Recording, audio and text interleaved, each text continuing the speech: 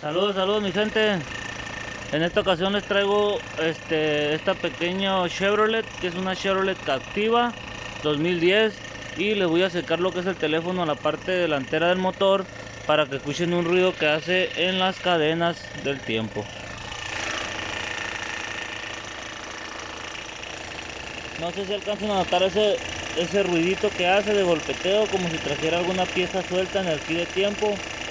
Este vehículo nos trajeron para revisarlo. Nosotros lo que hicimos fue quitar la banda.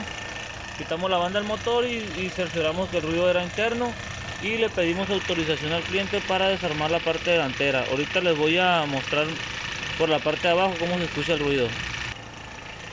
Escuchen el ruido. Es una Chevrolet Captiva 2010, motor 2.4. 2.4 litros el motor.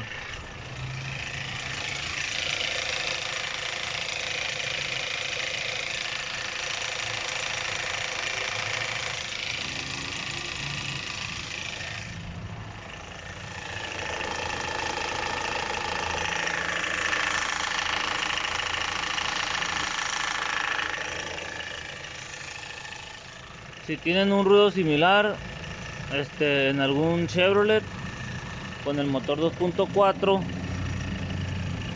la recomendación de nosotros es quitar la banda y prender el motor y ver si continúa el ruido. Si el ruido no continúa, puede ser el alternador, el compresor o alguna polea.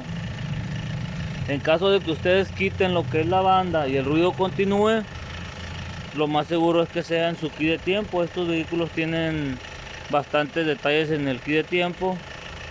Lleva dos cadenas, varios tensores y guías.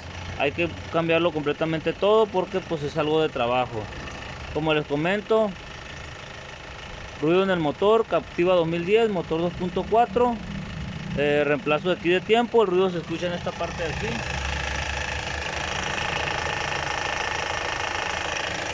Vamos a ir a la parte de abajo.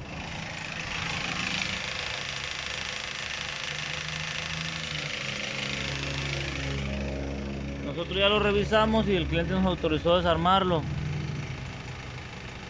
Si tengo chancita, les voy a grabar un video de cómo ponerlo a tiempo y con todas las piezas nuevas. De mi parte es todo. Les mando un saludo, espero que estén bien. Suscríbanse al canal, activen la campanita y esperen más videos de su amigo de RB Automotriz en el taller Master Mecánica. Entonces, nos vemos en un próximo video. Bye.